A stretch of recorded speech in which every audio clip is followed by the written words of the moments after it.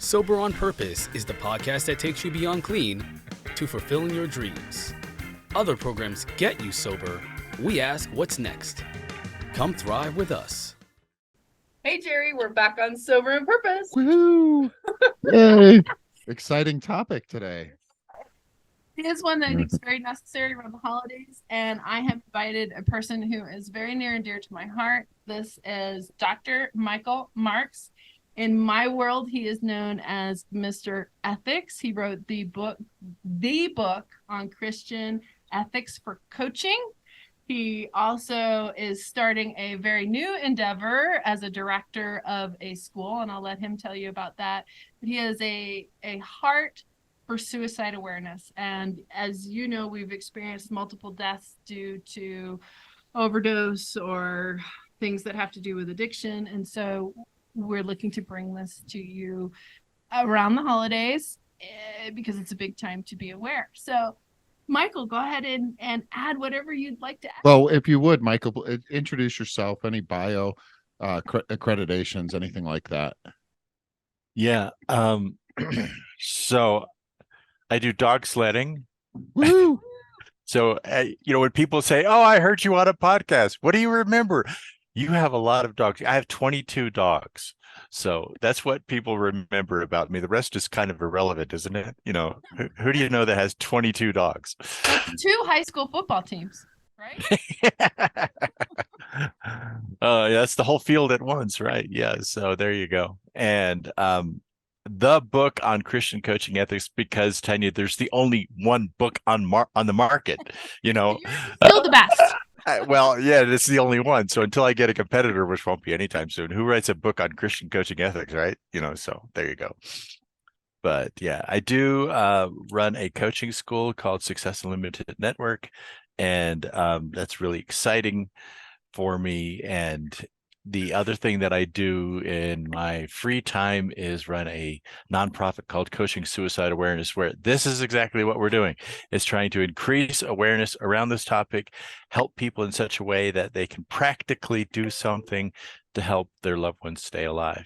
So let me just get this straight. You got your doctor, your PhD, I'm assuming. You're an author. EDD, actually, yeah. I dropped out of high school. It means it's all Greek to me. Yep, author, doctor, run a coaching gig, coaching. You heard coaches, I guess. Yeah, 22 dogs, and you have free time. You said that's impressive, right there. Yeah, in my free time, I'm a ski instructor. Oh yeah, we forgot about that. Wolf Creek ski instruction. Hire Dr. Marx to do your ski and coaching at the same time. Just got my new cards right there. Woo! Oh wow, Mm-hmm. Legit. You got your phone number on there? We're gonna edit that out. Good. Yeah. So give us kind of an overview, because as we were talking about earlier, we're not aware. Help us be aware. Okay, I want to lead with a slide if I may. So here is a slide. You're seeing that, right? We are. U.S. daily suicide average by month, 1999 to 2013. Right, and the source is credible. It's the CDC, and it's put together by the Annenberg Public Policy Center, which is credible here. So this is 99 to 2013. The actual daily average at the moment is about 125. So, these numbers are up since 2013. But, just what I wanted to show you is look at the dramatic decrease in November and December, because everyone believes that it's higher. And then it, goes back up in January and then is even at its highest level in springtime. So, it's popular to think that people are more despondent during the holidays, and they are, but we're talking about completions. And, forgive me for the word that we use, completions. We talk about attempts and completions. We don't say commit suicide anymore, because commit sounds like commit a crime or commit a sin. And we don't believe that suicide is a sin or a crime. So why is that? Why is it going the completions going down during Christmas. So we would have thought it was the other way around. This is actually a week of an anniversary of a death for us about 3 years ago. But since you ask, I'm going to take a stab at it. Maybe it's because there's more support structure, family and friends around that time of the year to hold accountability. Just taking a stab at it here, Michael. Don't. That's it. Accountability is a good word. I don't know if it goes that far, Jerry, but it's just called love, right? There's more love being spread around during Thanksgiving and Christmas, and people will postpone their suicide ideation because the love is making them feel good. So here's another one for you. Suicides, the completions, not the ideation. The ideation during COVID doubled for the general population, quadrupled for young people, but the number of completions went down. Because we were in close quarters with the ones who we care about. You attribute that to the fact that there was more people around that actually know you and care about you and can spread some love. The ones that are around you, as you said, Jerry, and the ones that you're distant from. So Uncle Frank is 70 years old. He's lost his wife. He's ex-military. He knows how to use a gun. He's lost his wife. And so you think about Uncle Frank every now and then, but during COVID, you probably said, oh, I bet Uncle Frank's really lonely. So you reached out to him. And, that's what happens at Thanksgiving and New Year. You reach out to the isolated people because they're the ones that are really at the highest risk. And another thing that I just kind of came to my mind, my life is filled with toil, just one thing to the next, one crisis after another. And COVID was one of the few times that I ever experienced in my adult life where everything just stopped. And the toil kind of went away. And I just had time to maybe call Uncle Frank. Yeah. And, like I said, ideation among younger people just quadrupled because they, especially the ages 15 to 28 are highly social beings, right? And their friends are everything. They can't see them. So it's just, compounding this despondency. Yet the actual number of attempts, especially in that age group, went significantly down. So it's all about, love in the end, reaching out and staying in touch with people. And, I just had a coaching conversation with someone, what do I do about this person that is really getting on my nerves? It's like, well, she came to the right conclusion. I just keep telling her I care about her. Wow. Even though what she's saying to me every time she calls, she just really gets on my nerves because she's such a negative person. But I don't want to block her out completely. So her conclusion was, if I show I care, then she gets what she needs and I get what I need. Because we need to show care too, right? Absolutely. So how do you do if you're talking high levels of negativity and it really is a struggle to get peaceful and be present for that person? What did you tell your coachee? How did you tell her to ground herself or be present for her? Well, she came up with it herself. She was going to tell this person, I care about you. How can I best help you? Or how can I best support you? How can I best assist you? Whatever word is most appropriate for the conversation. But, people want to hear, I care about you. That's really significant here. But most of the time when you ask, how can I help you or how can I best assist you? They just say, just listening. That's really good. If I could just call you when I need, that's really good. And if you're talking about someone that's playing with ideation, oh my goodness, that's just like the most powerful thing ever. Talk to us more about ideation. I'm not sure I completely understand how you're using it. Okay, there's a couple of stages. There's ideation, thinking about it. There's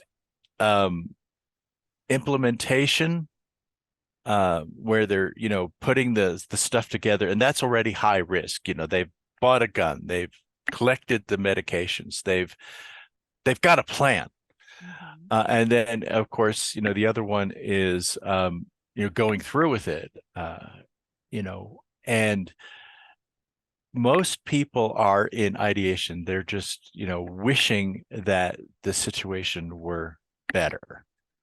Like one head nurse in an emergency room told me in Steamboat, she said, I just asked them, do you want to take your life or do you want to stop the pain? Amen. That's a powerful question. There you Yeah, and the answer is obvious, right? I don't want to necessarily, I don't want to die. I just want the pain. And a lot of times the pain is emotional. Even if it is physical, there's emotional pain that goes with it here. So people just want that to be over with. And so when you're talking about ideation, they're just saying, I just wish this were all over. And that's already a sign. And get me very clearly on this point. I want everyone listening to be really clear on this point. It is an act of care to say, what do you mean when you say stop the pain? Are you having suicidal thoughts? And most people will say it's intrusive, but on this particular question, you're bridging the gap of a level of care that's saying, I really care about you. And always, I don't know of any instances where someone has said, you can't ask me that question. That you're crossing a boundary. That doesn't happen. Every time it's just like, wow, I am not suicidal, or I'm somewhat suicidal, or whatever here, but I really appreciate you asking this.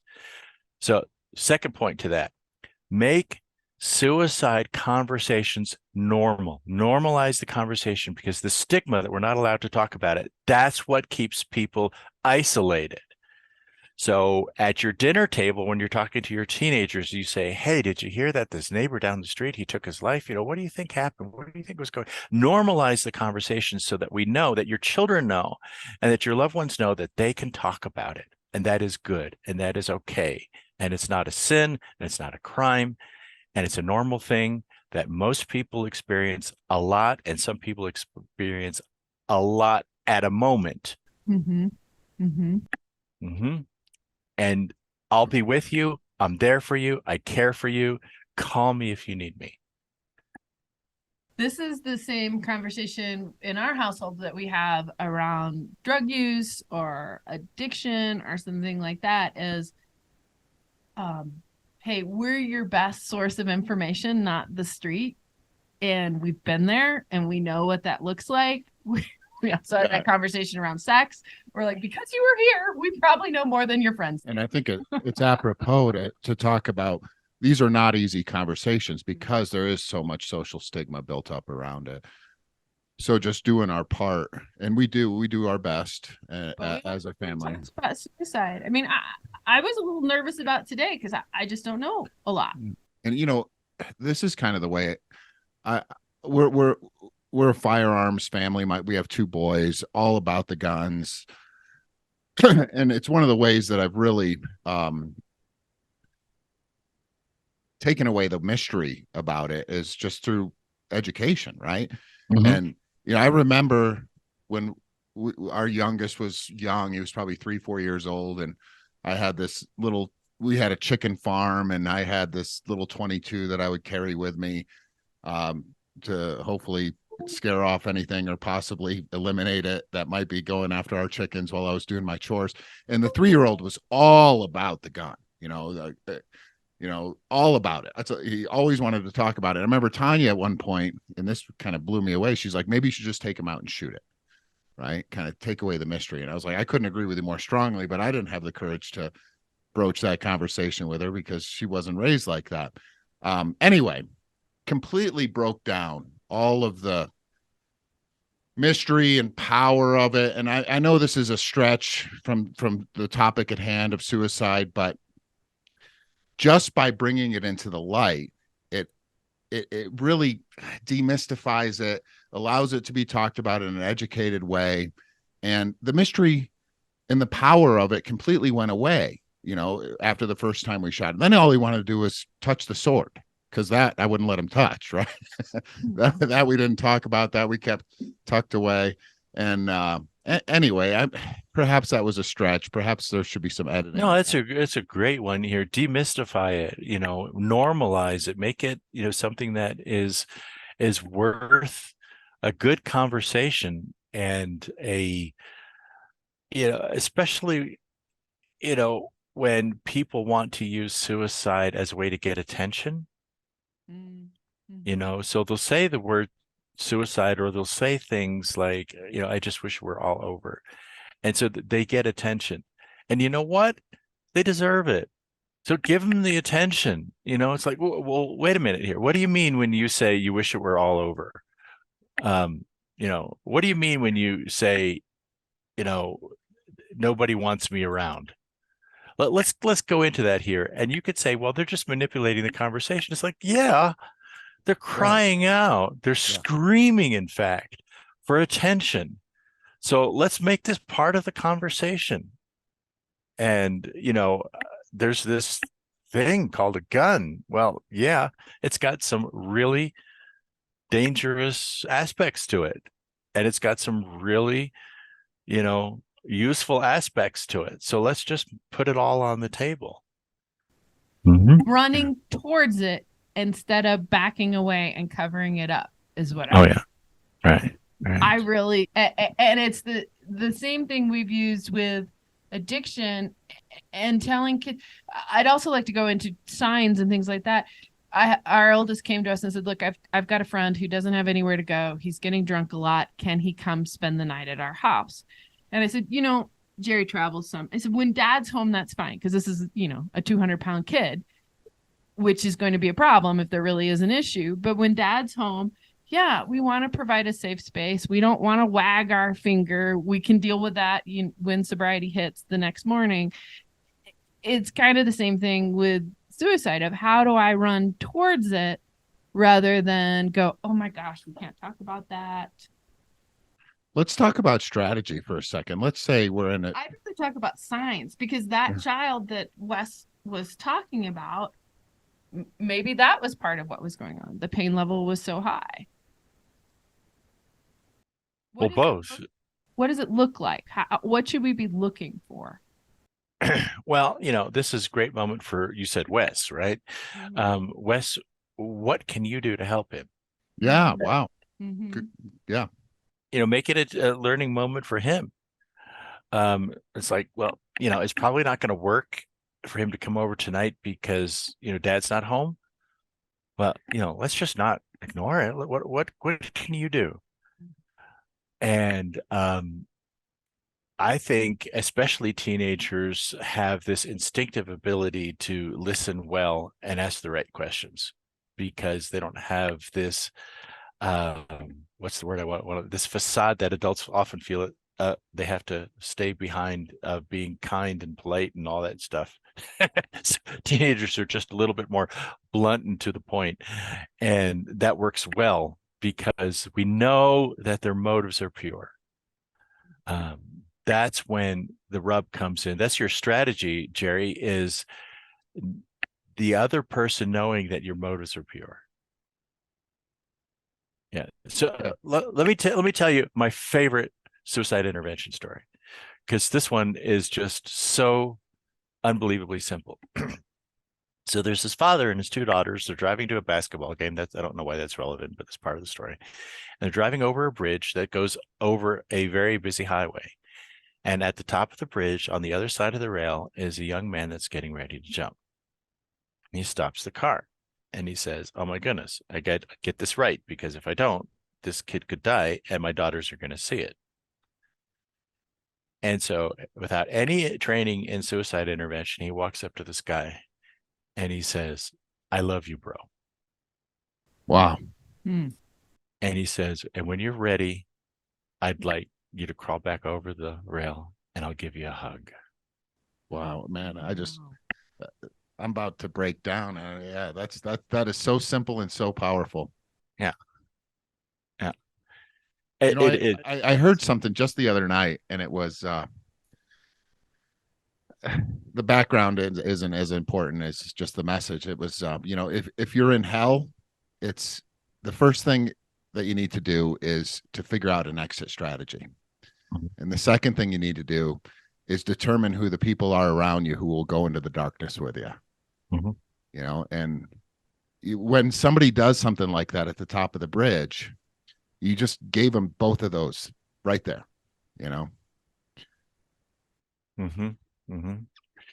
And you know, because of the nonprofit that I have, I get calls. You know, I get people that are suicidal. They call me, and I'm not a hotline. I actually train people on what to do, but every now and then I do this stuff, and I will tell you every single time it is seriously scary, but it's not complicated. It's just like this example: show love, show care, show how can I best help you. You And know, that's it. Yeah. But it's scary, you know, you're trembling.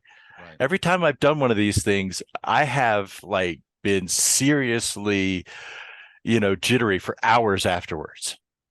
You feel like you have a level of responsibility for this person and what they do at that point, right?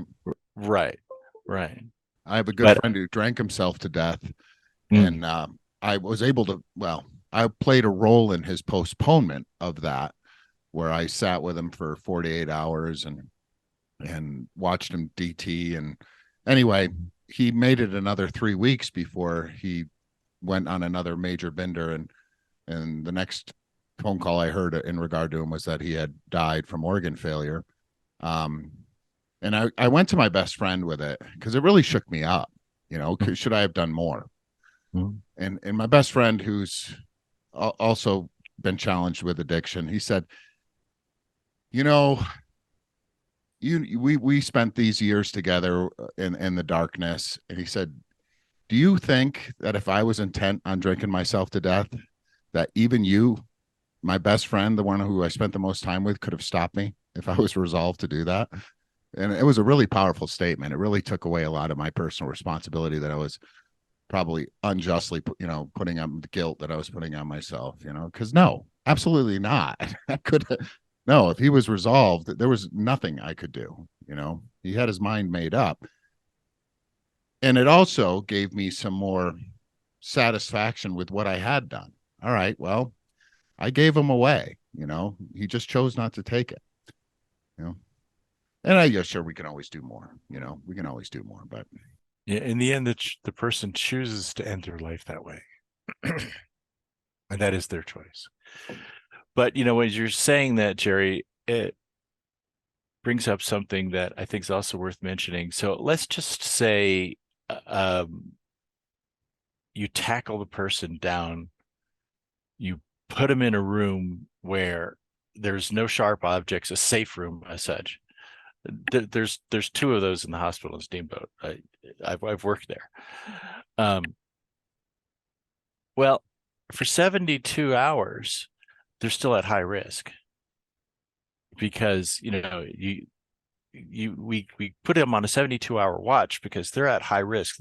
They're going to calm down after, you know, all of the mess is out of their brain. Effectively, if someone is high, drunk, or, you know, cognitively incapable, they're at high risk until that's over, until they're sober. You know, we don't even try to talk to someone seriously about not going through it when they can't make the decision to not go through it. So 72 hours. And then after that, you want to check with them in, you know, like a half a day and a half, a week, maybe 2 weeks, you know, so it all dissipates over time. And the need or the felt perceived need to take their own life, you know, will dissipate over time. But again, this is where that care and concern comes in. When they're at that state, you're checking in here. So your question, Jerry, what could I have done? You know, I don't know what you did or what you didn't do, but my answer to that is check with the person often. yeah, and I dropped And the you ball on did. that. No, I dropped the ball on that. I did. Yeah. Well, that's not how I remember it. Well, I could have done more, but this guy, I see. I'm out of my element here. I have never really had suicidal tendencies of any kind. I don't even believe that I've ever really struggled with depression. So in my advanced years, I've been able to, at least with this level of wisdom that I've attained, not try and offer a lot of suggestions or assistance like, well, here's what you need to do when you're in this situation, because I have zero experience. Right. I mean, it doesn't mean I can't be there, but I certainly can't really, without any formal training or any experience, lay out a plan to success either. I just don't feel comfortable doing that, you know. Right. So I don't know where I'm going with this, but in the regard to the gentleman who we know, I think we're both talking about the same person. I could have absolutely checked in with him more. I mean, look, I was in the heat of my personal addictions at the time. None of them were prone to suicidal tendencies, but it's a little cloudy for me. But no, my recollection is I could have done more. What do you suggest for loved ones? So the anniversary date that we have on our hearts right now is a young woman, and I was checking in with her regularly. Okay. She stopped responding, mainly because she was in the hospital. Yeah. When does it cross the line? You know, we want to help people, we want to take care of people, but at some point there has to be clear boundaries. I know you're really big on clear boundaries. There has to be clear boundaries. When do you say I can do this much, or do you rally the church around them? What's the best option here? Well, risk factor is important, because if they're at a critical or a high risk, we ignore their personal desire to have, space. We intrude on that. We consider that a justifiable means to invade someone's space, critical or high risk. So, it's when it's a moderate or a low risk, I always say, I'm going to check with you until you tell me to stop. You let me know. Yeah. You let me know when I'm doing too much, because I'm just trying to care for you here. Please tell me if what I'm doing or how I'm doing it or when I'm doing it is too much. And until now, the response is, no, you're doing fine. In early recovery, it's common. Wait. Low risk, medium risk, high risk. How do you judge that? Because we both have. I didn't lose them, but okay, let me give you some numbers. Yeah. If they have attempted in the last 2 years, they are automatically high risk. Okay. Because the psychological evidence shows that it's still a viable coping mechanism in their brain. Define attempted, like. What does attempted really look like? Because where we've seen things that border on suicide is through chemical usage, right? Right. But it's a gray line. It's not putting a rope around your neck and setting a chair up. You know what I mean? It's kind of gray. What's going on here? So cough syrup in your car. Yeah. So define attempted. Well, one of the things that'll define attempt really easy is post-event. You say what was going on, and they admit they were trying to kill themselves. Okay. So that's an attempt. Fair enough. They write a note. So aside from the things, the noose, the gun, the obvious car crash, the parking your car in your garage and, letting the carbon monoxide take you over, that kind of thing is an obvious physical. But, most of the time people will say, yeah, I was trying. So if they're in denial, then maybe there's something else going on. Maybe it was a suicide, but you just don't really know. So 2 years, that is still an active coping mechanism. And, I'm not a psychologist. I'm actually a businessman. Don't ask me. I don't even really know why I'm so passionate about this topic, but I am, because I'm, not a psychologist. Maybe that's why I need to be passionate about it, because I'm not a psychologist. I don't know what, the medicine, the biology is behind this here. I just know I want to help people stay alive. And so 2 years is one factor. And then the other thing is,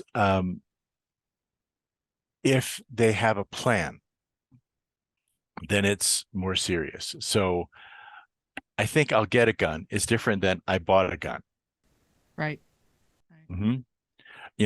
I think I'll just take medication, or I've been collecting medication, to overdose with. They have a plan.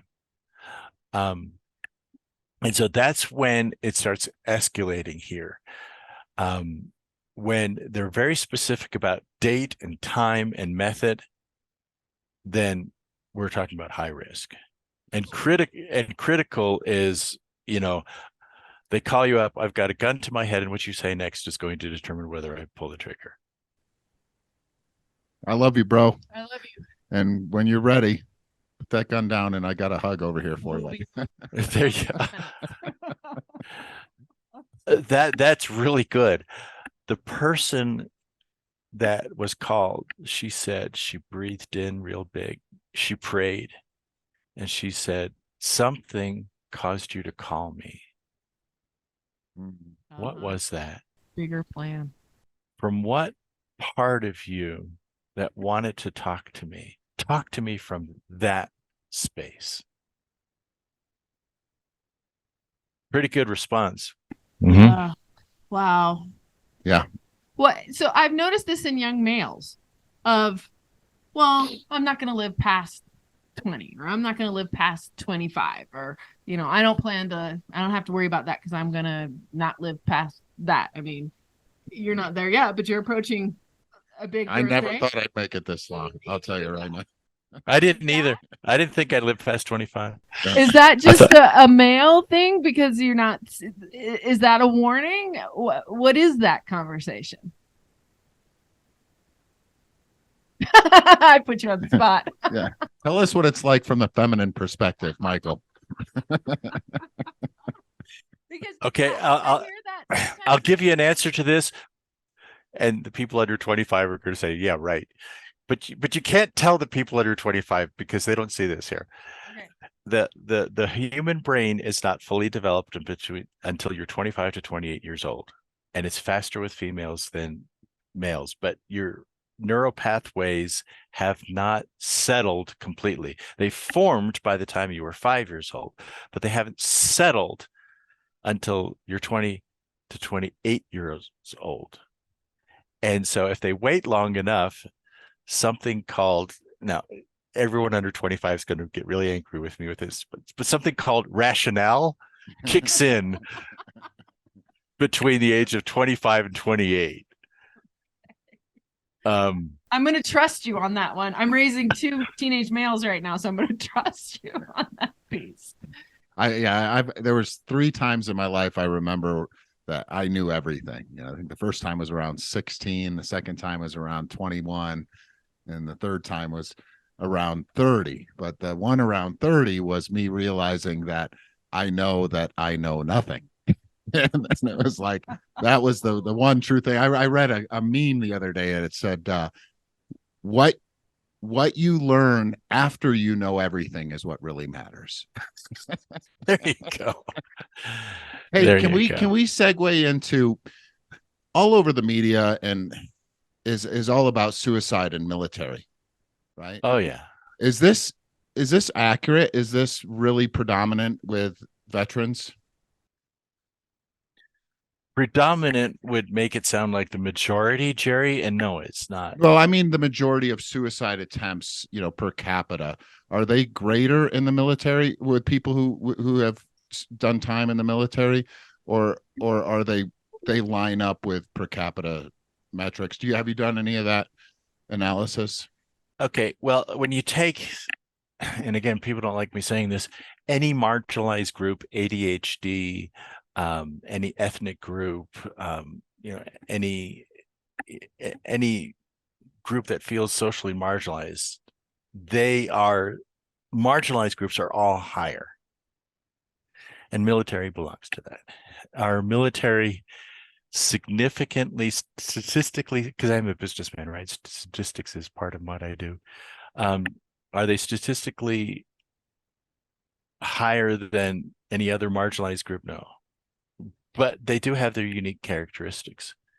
So there are 2 things in the military that make it really sticky. Is one, the military tough guy persona, and I was never military, so again, I might be speaking out of my league here, but you got to be a tough guy and you can't show weakness.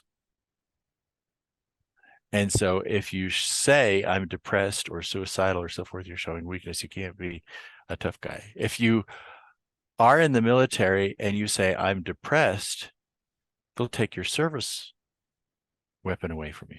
Mm-hmm. And maybe rightly so, because maybe if you're on, mentally unstable, you don't need to have a service weapon, but then you can't do your job.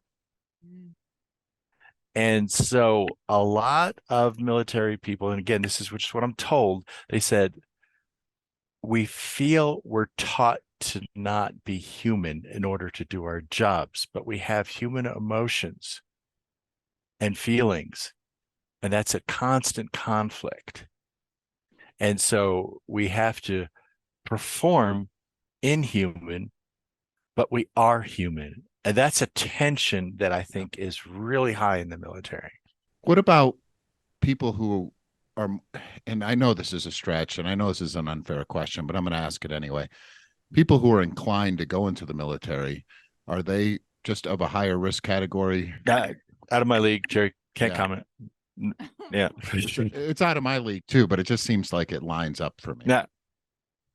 No idea. I think it's a good question. We'd love any audience participation as we put that out there. What your thoughts are on that.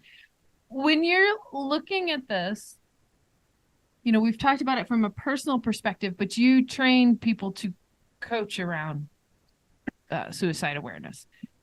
Who are the people? Right. I work in prevention and intervention, Tanya, but I try to avoid with postvention, because postvention is really a therapy, a counseling, a care issue that is, again, out of my league. It's beyond my pay grade. But when you're doing prevention and intervention, who are the people you're training? What does it look like? If somebody's passionate about that, what do they need to do to connect with you? Well, two types of people come to me is the ones that say, okay, I'm a professional, and my organization targets people that refer to themselves as professional coaches and say professionals need to do this, as all professionals do. Let's say you're a plumber. What is the possibility you're in someone's house and that person's actually suicidal? Well, it's not an impossibility. And maybe as a professional, you should know a little bit about suicide intervention. The other group are those that have experienced it, and not necessarily themselves, but someone that they know, or a client, or a friend of a client, or something like that. And they said, I was asked what to do and I had no idea what to do. And now I know. Now I want to know. And those are the people that show up to my seminars and webinars. Mm-hmm. And what could, when we need to show up to one of these, when we show up, what will we find? What's kind of the order of happenings?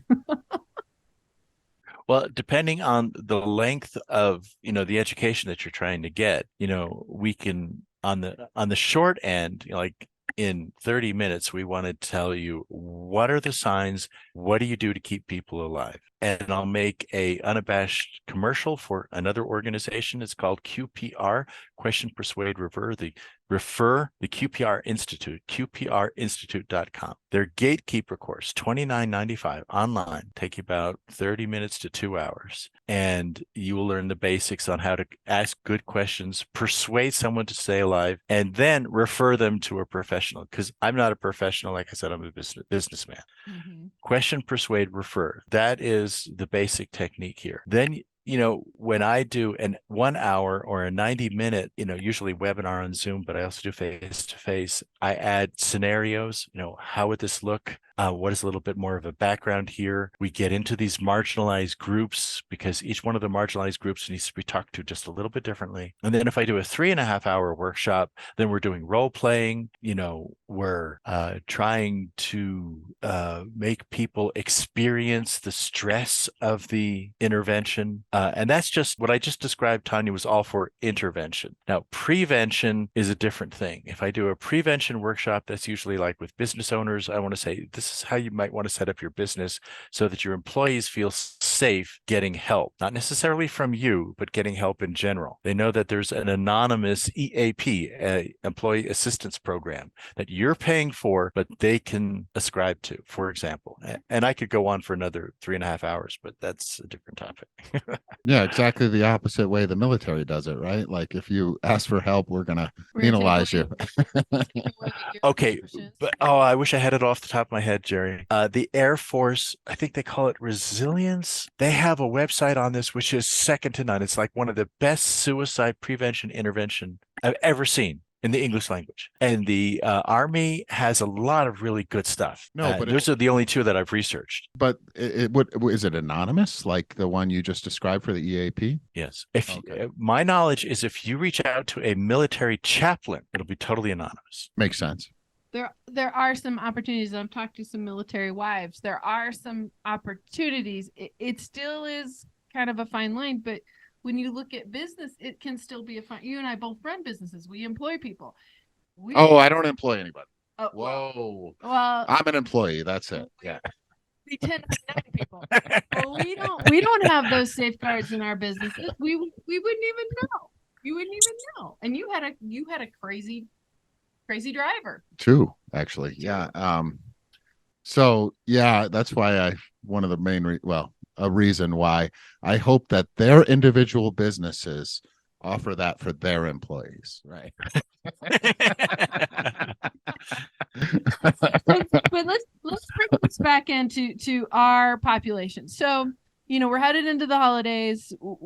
Lots of overeating, lots of libations, lots of things like that. When we're giving love, when we're sharing care, when we're doing all of that, we're doing the right things, is what I'm hearing from you.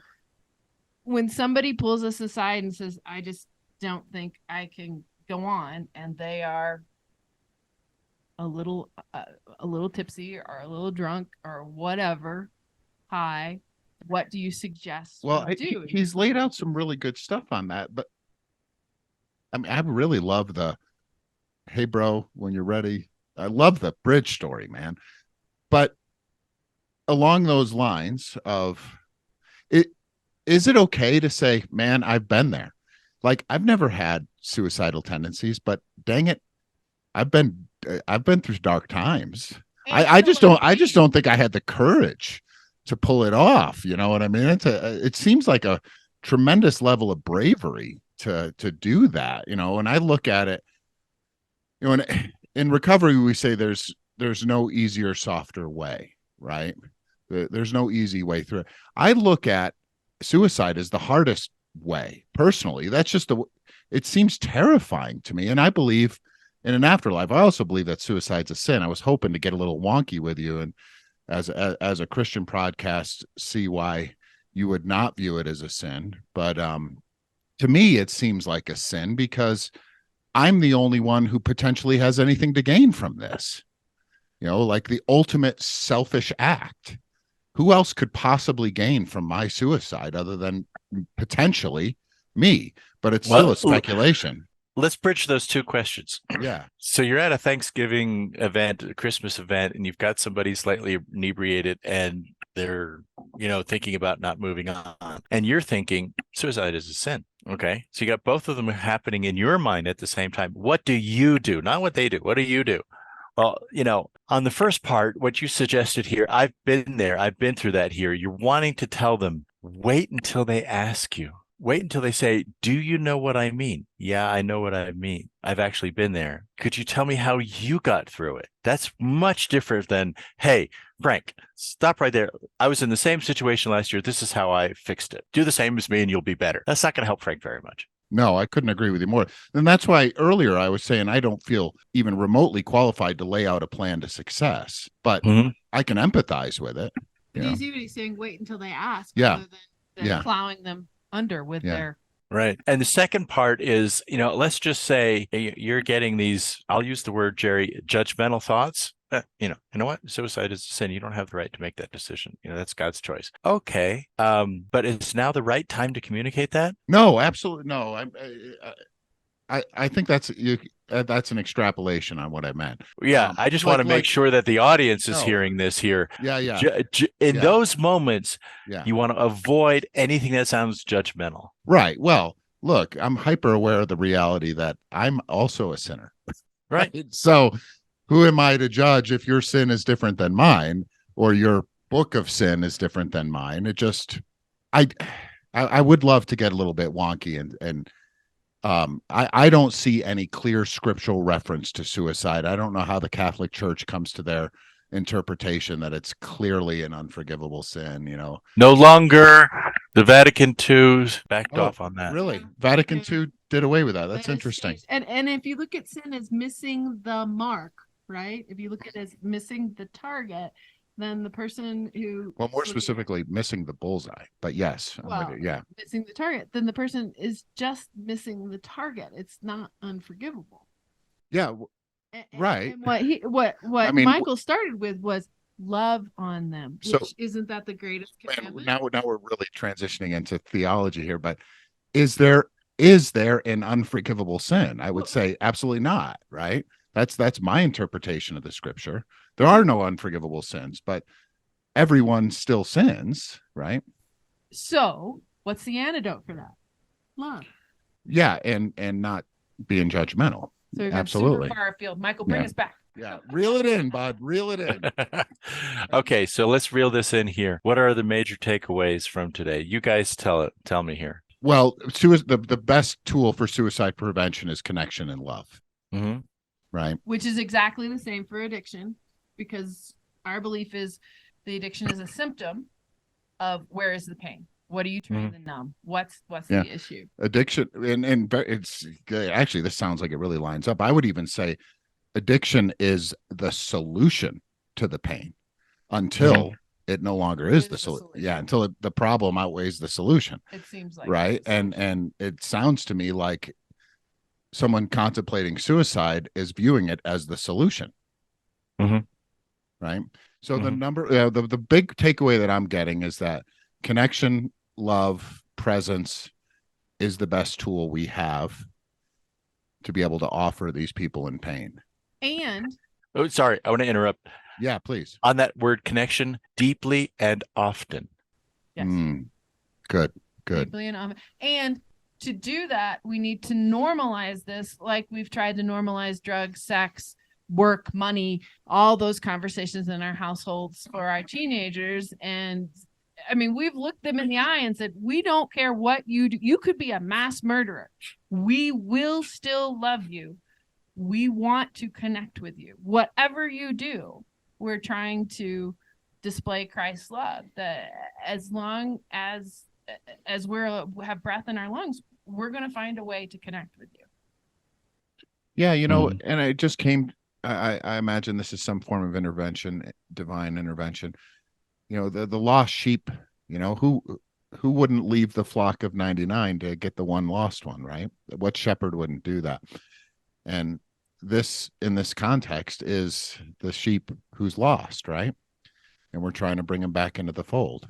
So we're going to spend the extra time and effort to do that, to go seek them out, to give them the support necessary to at least offer them the chance to get back into the herd.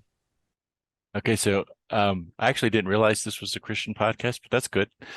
So I want to give a scripture verse here, Romans 8:38 and 39. For I am persuaded, now listen here, for I am persuaded that neither death nor life, nor angels, nor principalities, nor powers, nor things present, nor things to come, nor height, nor depth, nor any other creature can separate us from the love of God, which is Christ Jesus our Lord.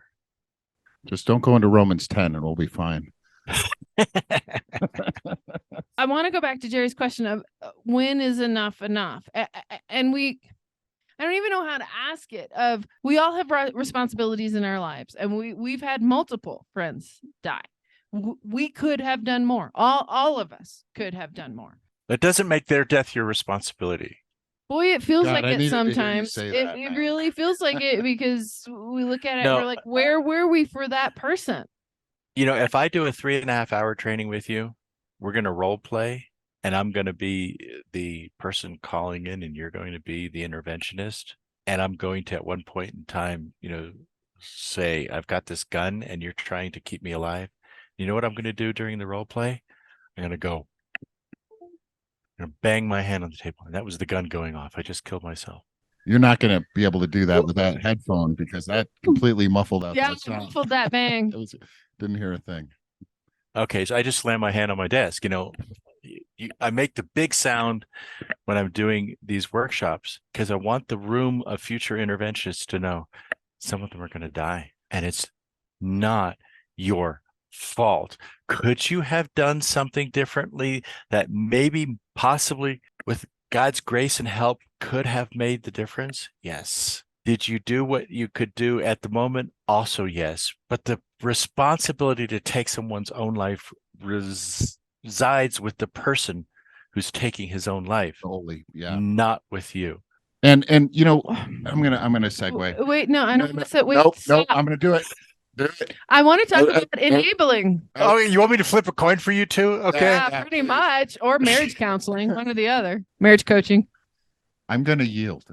Thank you. You're welcome. Appreciate it. What about enabling? You said, yes, give that person attention because they want attention.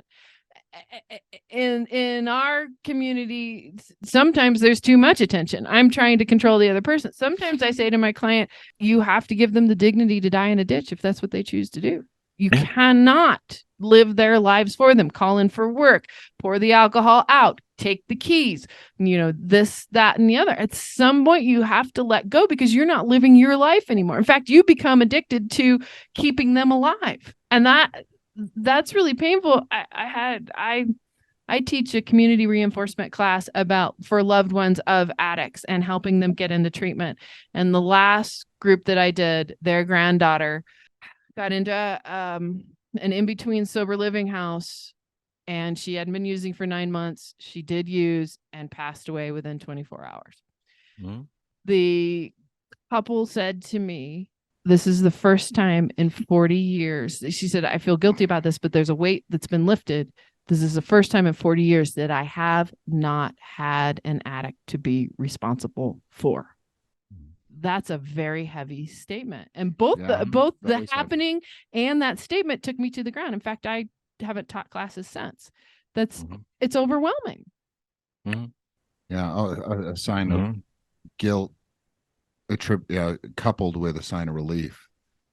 And I can completely understand what I worked with her for a long time, and I completely understand what she's saying. And I'm too removed from the death, but it took me, I came and talked to you. It took me to the ground. This was a young, beautiful, 20-something who had a hard life. She was on the mend and they couldn't keep her in the treatment long enough. And I'm like, at some point, are you teaching your coaches, like you said, this is not your responsibility? How do you let go? One day at a time. I guess. One moment at a time. Well, we're not God. No, I know. But so this is a good transition point into what I was going to talk about, which is in my recovery, there were two people very close to me who possibly committed suicide through chemical addiction, right? Pain levels were obviously very high. Whether it meets the criteria of suicide, I do not know, but it was the closest experience that I had to it. In recovery groups, you hear a lot of these stories of people who OD'd, and whether that was their intention or not, they didn't make it through it. And inevitably, the overwhelming aura of those meetings is around tragedy. Mm-hmm. Now, for me, the two people who were very close to me who died meant more to me in my sobriety. Their example has meant more to my continued sobriety than all the people who survived. Mm-hmm. And there is, especially with the one, I associate some level of guilt, which this meeting that we've done has helped quite a bit with, but nonetheless, there was some good that came from it, because here I stand on a suicide prevention podcast, on a recovery podcast, on a Christian podcast, because they died. Now, solely because they died? Absolutely not. But even these things, God is working through. He's ministering to me with them. So I always try and bring those meetings back to like, look, there was some good that came from it. Because all you crazy people here, with all your recovery, sure, you helped me, but not as much as these people who didn't make it. Hopefully there's something to be gained from that. You gained something from that, Jerry. You gained a learning lesson, and you also gained an understanding of what happens when it does go so far. And you know what? With a couple of twists, with a couple of turns, that could have been me. Oh, yeah. That could have been Jerry. Absolutely. Yeah. Well, and the other thing you've said is now they're out of pain. Yeah. Now the living are the only ones who suffer, Yeah. Yeah. What suicide does to affect other people is enormous. We haven't even gone there here, but it's just, a lot of people that are contemplating suicide don't really take into consideration the high impact it's going to have on other people. Talk us through the impact. Okay, so if someone attempts, it's going to affect 18 people profoundly. If someone completes, it's going to affect double that, 36 people profoundly. When I mean profoundly, in other words, possibly life-changing. What you're talking about, Jerry. Yeah. Life-changing, a profound effect. And that not positive like what you're talking about, but probably more negative. Well, it could very have easily been negative had I not had the perspective. For a long time, it was very intensely negative. Right. I just, probably through some providence, was able to see it from a different angle, and now I can minister to that when these things happen, and other people who are close to me in their lives. But yeah, no, like you said, with a little twist or a turn, it could have been profoundly negative for the rest of my life. How does your coaching group work with families post, or are you only intervention and prevention? We have great referral connections with Postvention, people that are more experienced. There's grief coaching. It's a concept in and of itself. I've got 2 books right here that I'm always recommending. Good Grief. Oh, that's a great title. By Westberg, and Good Morning by Alan Cole. What another great title. Yeah. I love the play on words. Right. And then Professor Karen Mason has a wonderful handbook, Preventing Suicide, a handbook for pastors, chaplains, and counselors, Karen Mason. And I've spoken to her. She is a researcher extraordinaire. And so it's a really good practical book. And then there's another one over there by Paul Quinnett. Quinnett, he's a founder of what I mentioned earlier, the QPR, Question, Persuade, Refer Institute. And it's called Suicide, the Forever Decision. And I don't have that one within my reach, but that is probably the best book on the topic. Well, I was just thinking about this. What would you say to a teenager or a young adult who is dealing with a parent that has the suicidal ideations? They don't really, as we talked about earlier off the Zoom, that their brain isn't really fully formed, but they've had to deal with these things with a parent. Where can they go for support? Well, and if someone with a completely less than completely formed brain was to mention your words, settled, less than completely settled brain, how about that, was to bring this up to us, what if you put yourself in that situation, what would you say would be the next right moves? Communicate deeply and often. No, I mean about an adult in their life.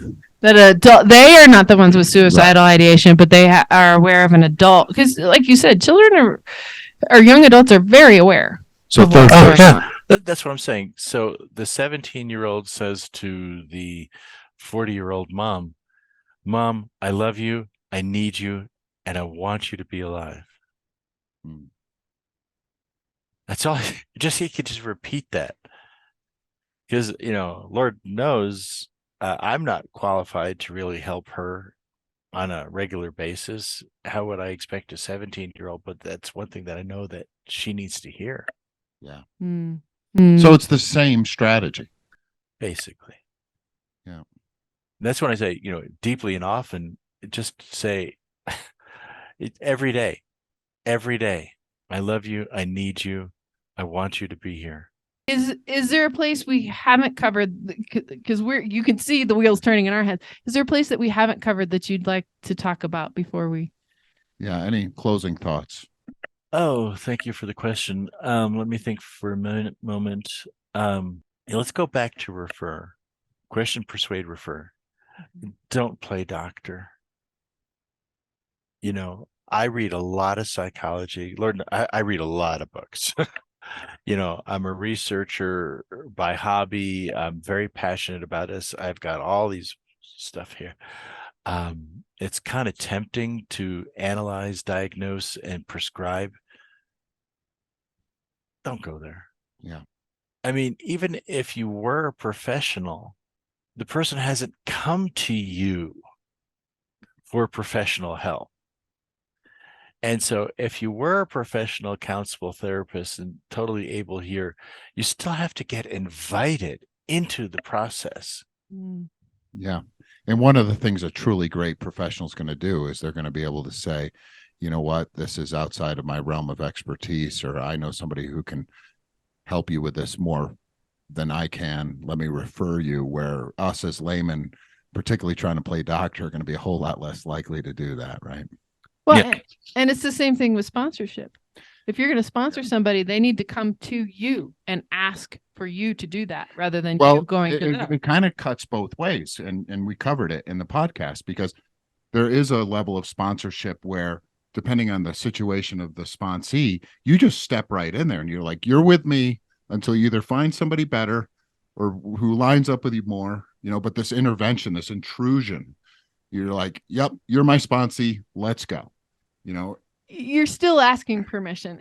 I see what you're saying about the intervention, but in the coaching world, you ask permission. Old recovery, but depending on the situation, if this person is not making progress, you might, as an experienced person in recovery, just you kind of like they're in the meeting already. You haven't walked up to him in the grocery store and said that. And if any meeting that's worth its salt, in the first one, you're going to hear, get a sponsor, work the steps, keep coming back. But you're supposed to ask, as the sponsor, you're supposed to ask for the sponsor. That is the preferred method for sure. Absolutely. And they're not going to ask you unless you communicate deeply and often. I love you. I need you. I want you in my life. So I can call Jerry. I can call Tanya. He keeps inviting me to call him. So I will. Well, and even more specifically, like in my first sponsorship, I was told, you're going to call me every day between 8:30 and 9. And if you don't, we're going to have a problem. And so absolutely.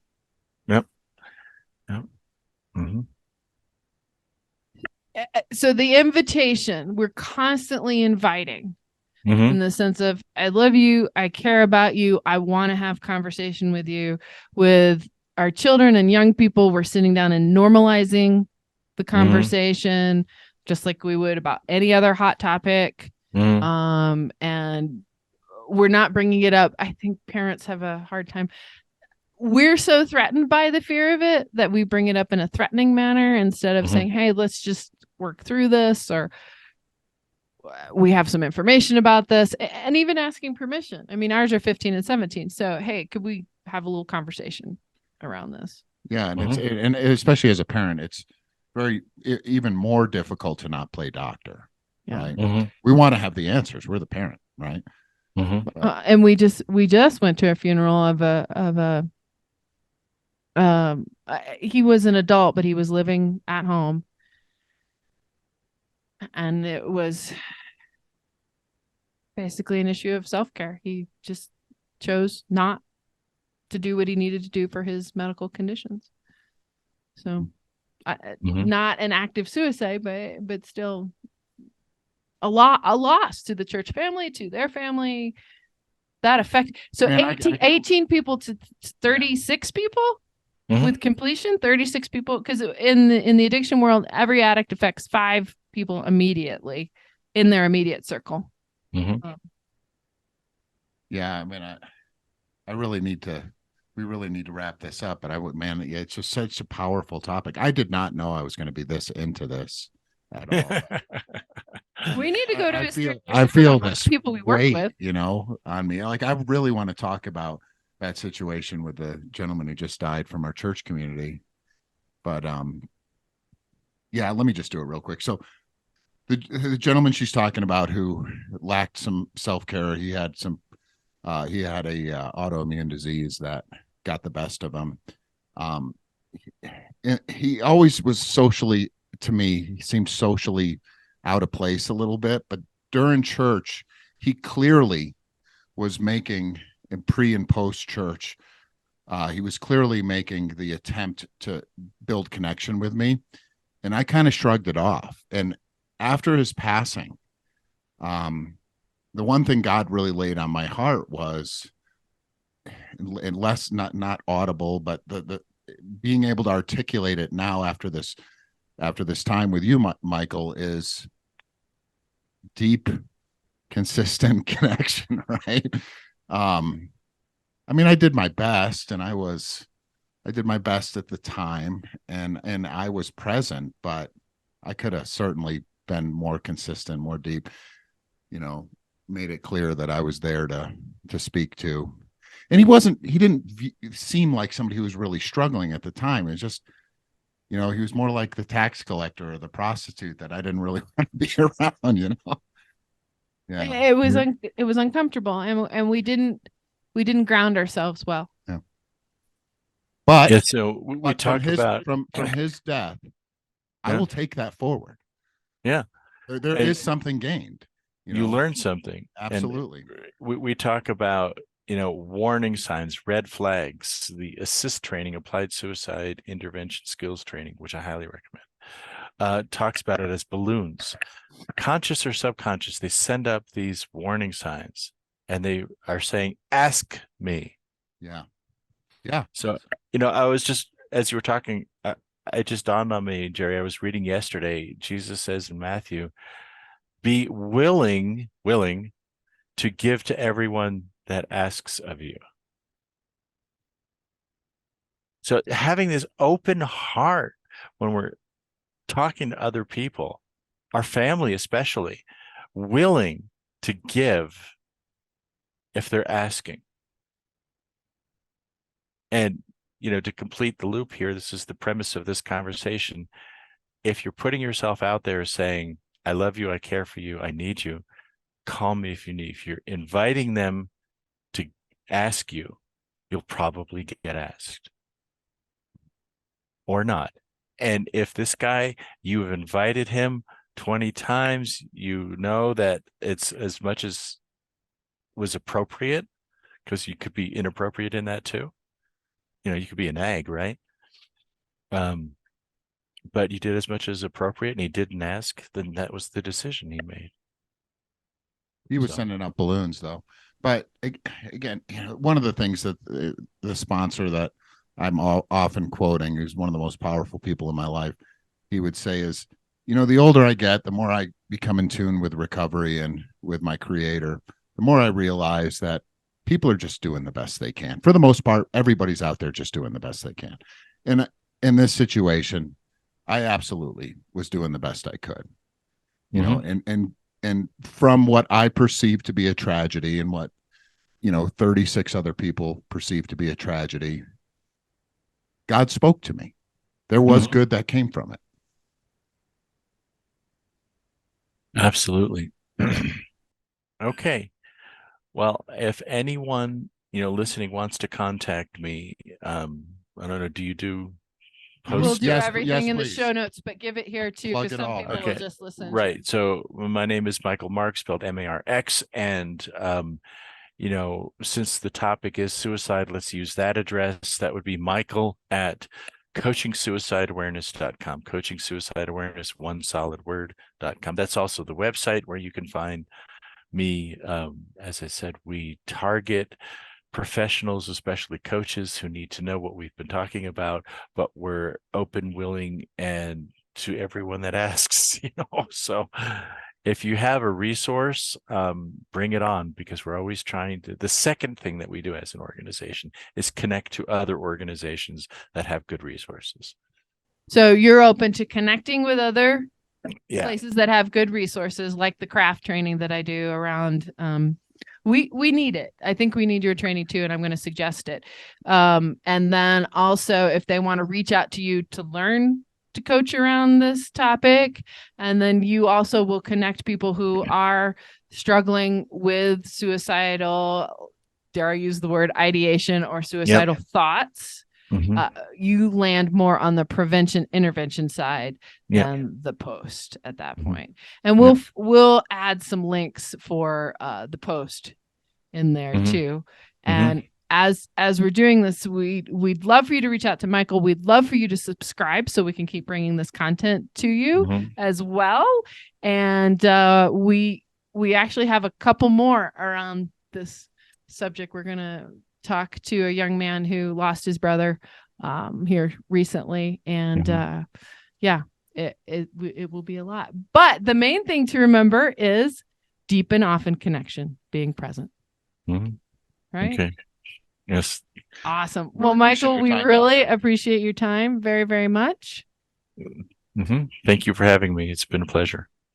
Hi, Sober on Purpose family. Please be sure and subscribe. We have a ton more videos. We have courses coming up. We have a newsletter that comes out weekly. Plus, there is a podcast as well. And for those who are brave enough to really decide they want to move into the future, they want to move into their future self and leave behind the hurts, habits, and hangups that they have struggled with over the last year, I work with extraordinary women who are ready to step in, open their hearts, and find the true self that they can share with their family, their community, and the world. Because it's only when one person changes that the whole world changes. Are you ready to jump into that kind of adventure? Click the links in the show notes and let me know. Let's talk and see if we're the right fit. Again, remember to subscribe. Videos, courses, podcasts.